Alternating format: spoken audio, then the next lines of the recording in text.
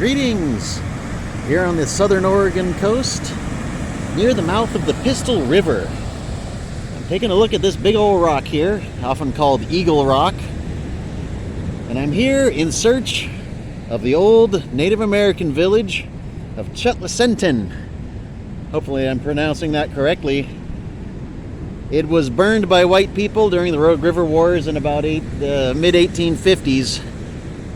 And somewhere along the bluffs above the mouth of the river, which is just on the other side of the rock, there was evidently up to 50 pit houses, and about 50 different people were counted in the early 1850s before they were taken out. And now one thing that I found very fascinating as we walk around here was that this big rock, when you look at the diagrams of the village site that was drawn up from back in the day, they show one pit house location on the rock. And that's why I'm here, because I don't know exactly where on these bluffs the exact village was. They actually, according to references I found online, in the early 1960s, the construction of US 101 right here pretty much destroyed the entire site. And I'd like to see some evidence of it, even just if it's just a depression in the ground like you would see at Max Canyon. If you remember my trip to the Deschutes River earlier this year, the lower Deschutes, you can actually camp out at Max Canyon Campground, and that used to be a village site that was abandoned actually before railroad camps were moved in there. Luckily they got out of there, but they were forcibly removed from pretty much everywhere. Port Orford was a big military site during the Rogue River Wars, supplying the hostilities and fighting inland. But I'd like to see if I can get up here. I know back when I was a teenager, I got up on top of this rock somehow, and I know I can do it again. Just need to figure out how. We got a little bit of a tide situation though. We're in the wave zone here, so hopefully I can get past here without getting soaked. But this rock is fairly doable. I can get up it pretty easy, so I'm going to give it a shot. We'll see if we can't see what we can find. Hopefully I won't get wet. Let's go up the rock. Okay. My footprints just got washed away. I just got so lucky. This wave just went right where I was walking. This is the only section where I needed a couple of hands. It's a little steep here, but it's a pretty darn big rock. You can see it kind of goes around. Maybe there's an easier way to get up here, but this looks okay. This rock is very grippy and gritty. You just don't want to fall on it because it's kind of like cheese grater. Well, let's just see where other people have gone. It looks like it's been mushed down a little bit this way. Kind of looks like a little bit of a path. This beach grass is a little slippery, but should be okay. Yeah, it's a big rock. And on the 101 side, it's pretty much a cliff, so you're not going up that way.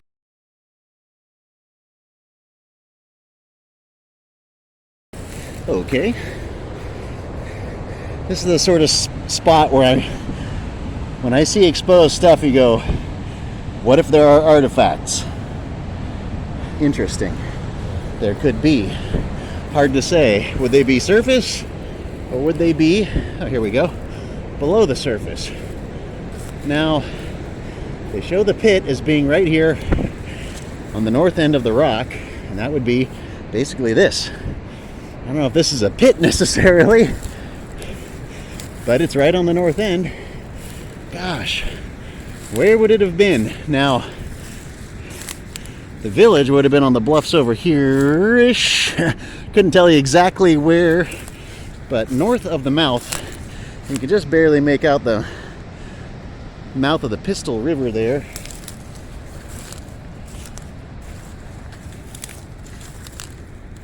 But allegedly, this is basically where the site was, the home site, the pit house. I don't see, well, maybe there's a bit of a depression here. Something's been digging. Somebody's dog, maybe. Oh, man. Or artifact hunters. I hope not. Wow. Those blackberries.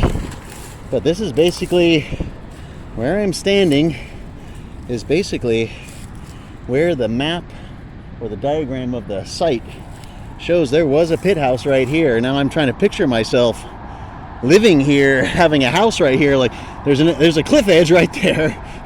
But man, you've got maybe somebody of importance had this specific site as opposed to the sites across on the bluffs here. And again, I don't know exactly where they were, but it's fascinating to actually get to walk on the same known places. Okay, we know for sure that they were here and that they lived here.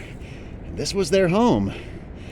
And it's very sad to think that this highway right here decimated so many important historical sites.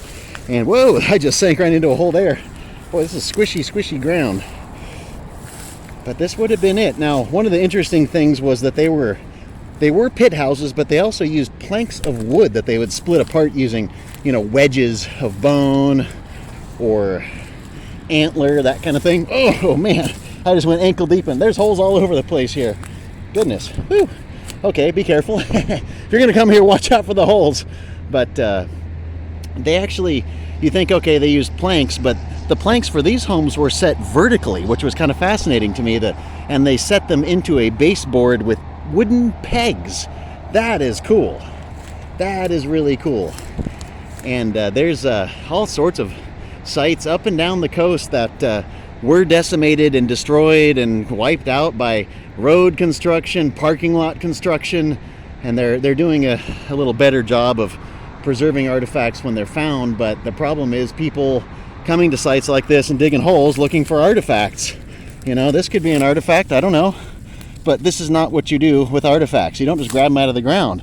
The problem with artifact hunting is when it comes to archaeology and how you study these artifacts, you have one chance to get it right, or the story that it can offer you is lost forever. So this is what it kills me to, I love going by Abert Lake, but I see people online all over the place saying, oh, that's my favorite artifact hunting site. And I'm going, no. Do not do that. You can't just go grab those off the ground or dig them up out of holes, because again, it is very, very critical that when you are doing an archaeological recovery of artifacts, you have to do it so very carefully, inch, centimeter at a time, and very, very carefully noting down exactly what you found, when you found it, where you found it, how you found it. Ow, these blackberries are not fun. Yay. You can see I've already got a few blackberry scratches from the Rogue River Trail, where I did a couple trail runs just before this. And so the course of the Pistol River here has changed.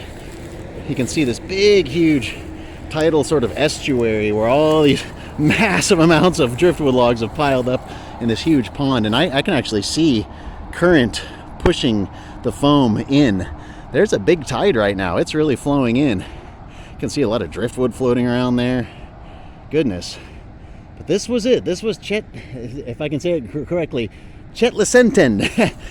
Pardon me, it was the Tututni Athapaskan people. And this was their land here on the southern Oregon coast.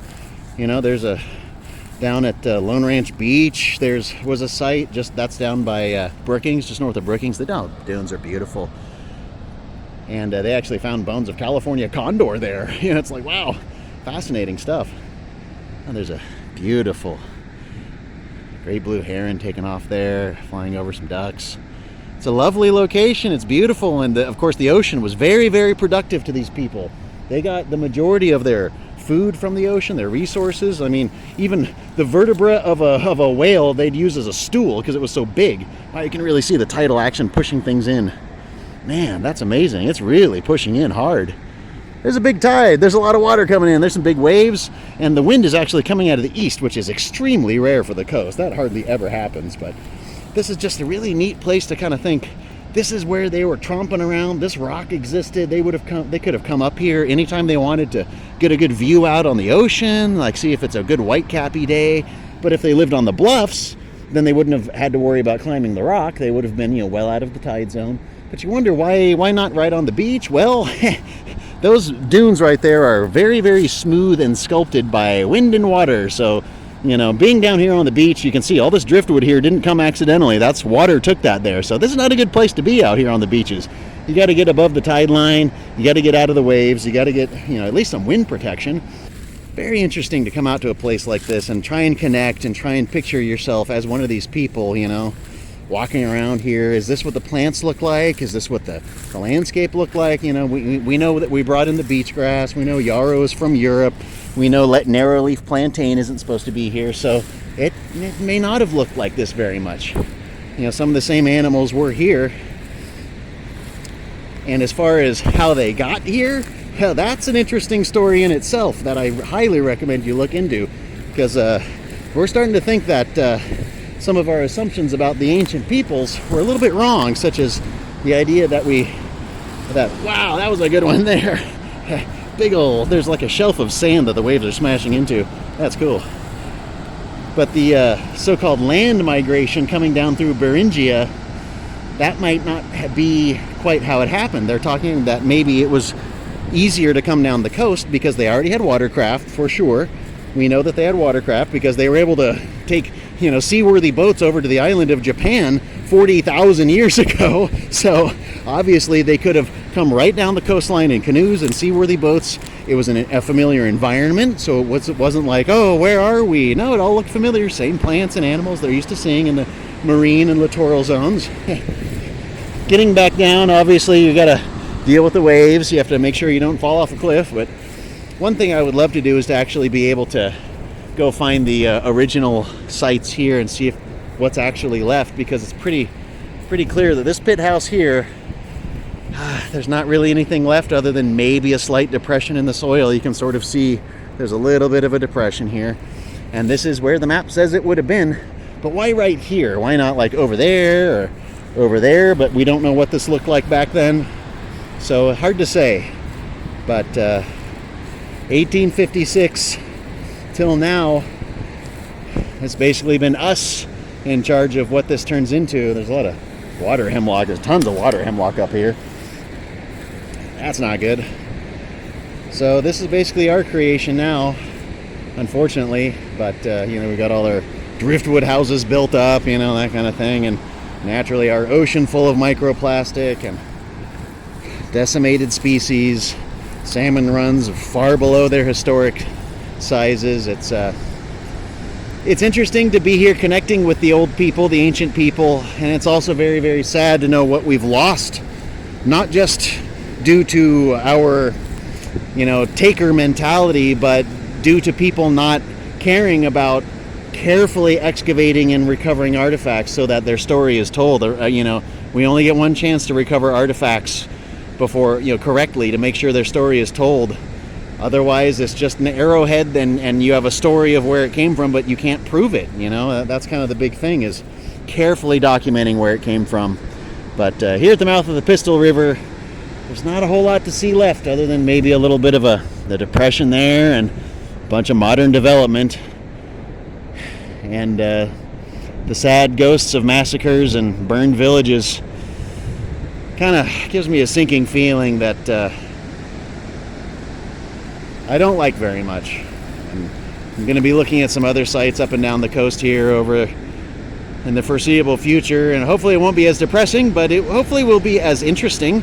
This has definitely been kind of artifact-less and discovery-less, but hey, at least I had a little bit of adventure dodging the waves and doing a little rock climbing and getting a cool view of a rock. I haven't been up here since I was probably 15, so that was pretty cool. You know, a good 30 years now, you know.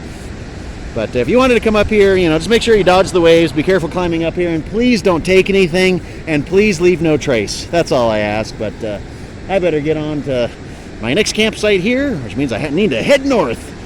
Beat the rain, beat these clouds that are supposed to be some rain coming in from out there on the ocean, and it's definitely a nice day here in late November after the ants have gone underground for winter. And I definitely want to thank you for joining me for a few minutes as I trek up here in search of the old Native American village of Chetlessenten here on the Oregon coast.